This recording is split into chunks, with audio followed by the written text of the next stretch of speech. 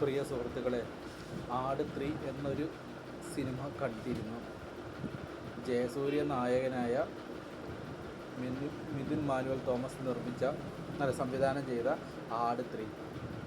സത്യം പറഞ്ഞു കഴിഞ്ഞാൽ ഇത് എന്ത് സിനിമയാണെന്ന് പോലും അറിയാത്ത ഒരു രീതിയിലാണ് ഈ സിനിമ കണ്ടത്. ഇത് 2 കാലഘട്ടമായിട്ട് കാണിക്കുന്ന രീതിയിലാണ് ഈ സിനിമ കൊണ്ടുപോയത്.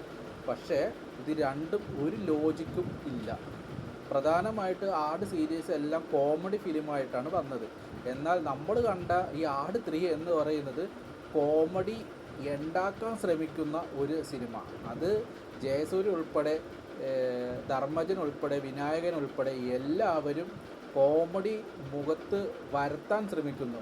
ഒരിക്കലും ഒരു വർക്കൗട്ടായിട്ടുള്ള കോമഡി അല്ല ഈ പടം എങ്ങനെ 100 കോടി കിട്ടി എന്ന് എനിക്ക് ഇപ്പോഴും സംശയമാണ്. ദുരന്തം എന്ന് പറഞ്ഞു കഴിഞ്ഞിട്ടുണ്ടെങ്കിൽ വലിയ ദുരന്തം. ഈ പടത്തിന് ഇനി 4ാം ഭാഗം വരും എന്നാണ് പറയുന്നത്. ഇപ്പം കണ്ട പടം നമുക്ക് സഹിക്കാൻ പറ്റുന്നില്ല. ഇനി ഇതിൻ്റെ 4ാം ഭാഗം കൂടി എടുത്താൽ എന്തായിരിക്കും അവസ്ഥയെന്ന് എനിക്കറിയില്ല. ഈ പടം എല്ലാം തിയേറ്ററിൽ പോയി കണ്ടവരെയും ആ ടിക്കറ്റ് എടുത്ത് 2.5 മണിക്കൂർ അതിൻ്റെ ഉള്ളിൽ ക്ഷമാപൂർവ്വം ഇരുന്നവർ നമസ്കരിച്ചേ മതിയാവും. അത്ര ദുരന്തം പടം. ഇനിയെങ്കിലും ഇതുപോലെയല്ല ചളിപ്പ് പടങ്ങൾ എടുക്കാതിരിക്കുക. OTTയിൽ കണ്ടവൻ്റെയൊക്കെ ഒരു മാനസികാവസ്ഥ നിങ്ങൾക്ക് ഇതാണെങ്കിൽ തിയേറ്ററിൽ പോയി കണ്ടവൻ്റെ അവസ്ഥ എന്തായിരിക്കും?